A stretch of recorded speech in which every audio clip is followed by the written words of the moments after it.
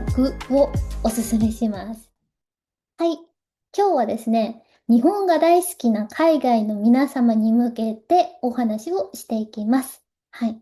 まず、日本に旅行をするというと、皆さんやっぱり東京をね、思い浮かべるんじゃないでしょうか。世界最大の都市であって、最先端の文化やテクノロジーが集まる場所ですね。はい。続いて京都ね。はい。京都もね、やっぱり美しいお寺とか神社があって、日本らしいね、街並みを楽しめる場所の一つです。はい、他にも大阪ですね。大阪はね、人がとにかくフレンドリーで、食べ物もとにかく美味しい、活気のある街で有名ですね。はい、このね、どの街も本当に素晴らしい場所なんですけども、今ね、私の YouTube を見てくださってる方は特別に少し違う日本を紹介していきたいと思います。はい。もしね、あなたがもっとローカルな日本を見てみたいだとか、日本の観光地にはもう飽きました。リアルな日本が見てみたいですっていう方には、私は四国をおすすめします。はい。じゃあ四国ってね、どんな場所かと言いますと、四国は1200年近くの歴史を持っていて、日本の4つの主要な島の一つなんです。はい。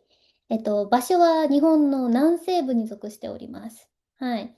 北海道がここにあったら、東北があって、東京、大阪で、こっちに岡山、広島。で、ここら辺に、四国があります。で、九州あって沖縄があるんですけども、やっぱり四国っていうのは、日本自体が島国なんですけど、さらに四国は島なんですね。はい。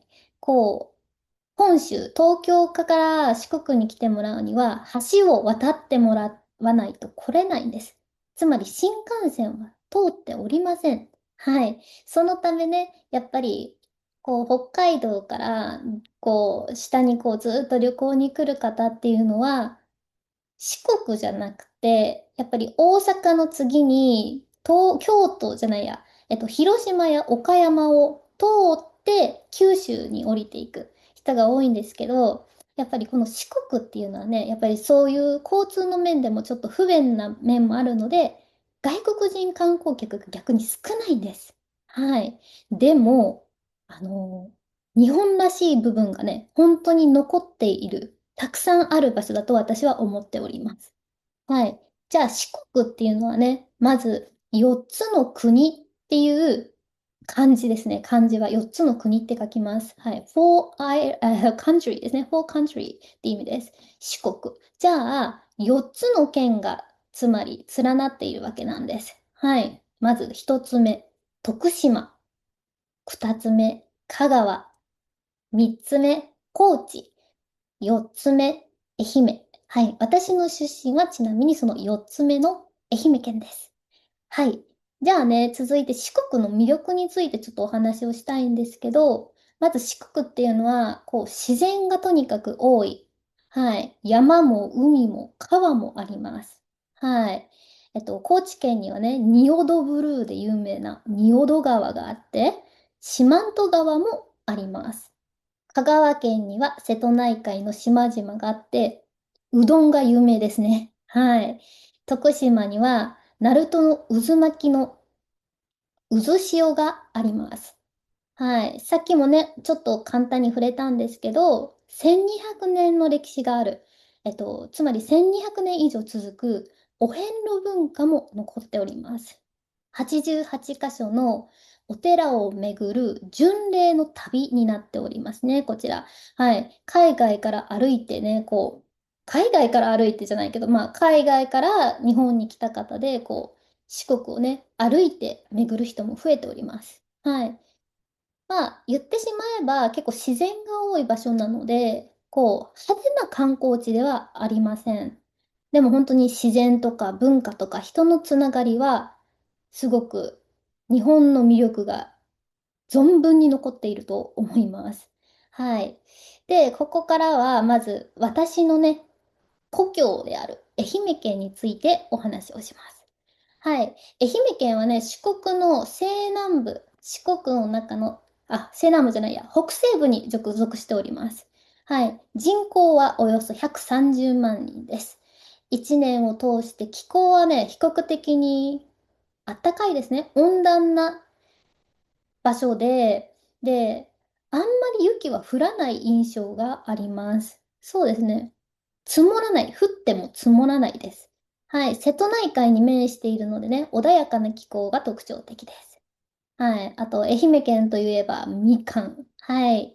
やっぱりね、愛媛のマスコットキャラクターって言ってね、キャラクターがいるんですけど、なんていうかな、県とか都道府県それぞれにね、キャラクター、マスコットキャラクターがいるんですけど、愛媛県のマスコットキャラクターはみかんというね、キャラクター、みかんをモチーフにされております。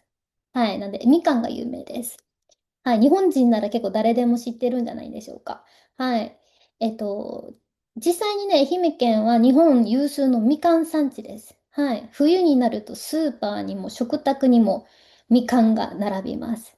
はい。私も子供の頃から冬になるとこたつに入ってみかんを食べるのが、まあ、恒例ですよね。はい。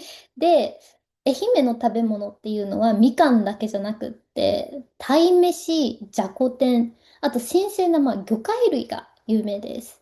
はい、瀬戸内海の恵みを楽しめます。はい。特にね、鯛めしはね、ぜひ食べてほしいです、皆さんに。はい。地域に、それぞれ、愛媛県でも、それぞれ地域によって食べ方も違うので、それも面白いポイントです。はい。続いてね、じゃあ、実際に愛媛県に来ました。で、どうやって遊ぶの何をするのがいいっていうことだと思うんですけど、まあ私がおすすめしたいのは、まず道後温泉。はい。日本でね、最も古い温泉の一つとして知られております。これ、いろんなね、話はあるんですけども、千と千尋の神隠しの、そのね、温泉のモチーフにもなったんじゃないかと言われております。はい。道後温泉ね、いいですよ。私も去年2回ぐらい行ったかな。ちょっと私が住んでるのはその道後温泉の近くではないので、ちょっと行くのにちょっと時間がかかっちゃうんで、そんなたくさんはよく行けないんですけども、はい、結構おすすめです。はい。で、次、もう、しまなみ海道ですね。はい。しまなみ海道。はい。これ、サイクリング好きの方だったら、本当に楽しめます。世界的にも結構有名なルートなんですかね。はい。海の上を自転車で走る。つまり、愛媛県から広島に向かって橋がかかってる。その橋の上を自転車で渡れるんですね。はい。つまり海の上をサイクリングできるわけです。はい。特別ですよ。行く時期にもよるんですけど、特にゴールデンウィークとか、気候がいい時期に行くサイクリングはもう本当に景色もいいし、風が当たって気持ちいいし、これマジでおすすめです。はい。さらにあと、まあ、松山城ですよね。はい。美しい瀬戸内海の景色が、もそのお城の中に入って、こう上から寝たら、もう松山の景色がね、丸見えっていうのはおかしいですけど、絶景です。はい。こうやってね、こう、島々を巡る旅、本当におすすめです。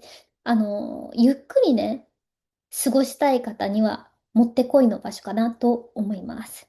はい。ではね、こちら、愛媛県の行き方なんですけども、じゃあ、愛媛県に行こう、レッツゴーってなったとしても、愛媛って意外とね、簡単に行けないんじゃない？やっぱり橋渡るし遠いんじゃないって思うことがあるかもしれないんですけども、意外と簡単に行けますよ。はい。まず東京や大阪からだと、まあ、飛行機があります。もう大阪からはないんですけど、きっと。近すぎて飛ばないんですけど、東京からだと松山空港の国内線があります。また、広島に行ってもらって、広島からフェリーで来ることも可能です。また、新幹線で岡山に行ってもらって、岡山から電車で特急エクスプレスのね、電車に乗ってもらって来てもらうことも可能です。はい。しまなみ海遊、しまなみ海道経由でも来られますね。さっきのサイクリングです。広島に行ってもらって、広島から橋を渡って、松山、今治ですね。はい、愛媛県に来てもらうことも可能です。はい、自転車で来られます。はい。ね、なんで関西旅行を予定している方はぜひね、大阪とか京都、広島、岡山の後にね、愛媛へ足を伸ばすのもお忘れなく。はい、ぜひ来てください。はい。日本はね、本当にたくさんの魅力があります。でも、東京とか京都だけが日本だけではありません。もし皆さんが本当にもっともっと静かな日本が見たいというのであれば、この、ぜひね、四国へ足を運んでみてください。はい。私の大好きな故郷です。はい。結構この自然が多いんで、あの海の色が本当に綺麗です。はい。特に私四国で、私出身はもちろん愛媛なんですけど、結構高知が私個人的にお気に入りです。はい。食べ物とかね、気候とかがもう私のドツボです。はい。でね、ここまでね、皆さん聞いてくれてありがとうございます。ちなみに私のインスタグラムの方で四国や愛媛県の魅力をね、これからどんどん発信できたらなと思っておりますので、そちらのインスタグラムもチェックしてみてください。はい。写真とか動画でもっとね、四国を紹介していきます。はい。ではではではでは、本日は、皆様におすすめ、日本でもっとローカルな経験をしてみたいという方へのおすすめの動画でした。はい。ぜひ、愛媛、四国に遊びに来てください。では、また次のエピソードで会いましょう。バイバーイ。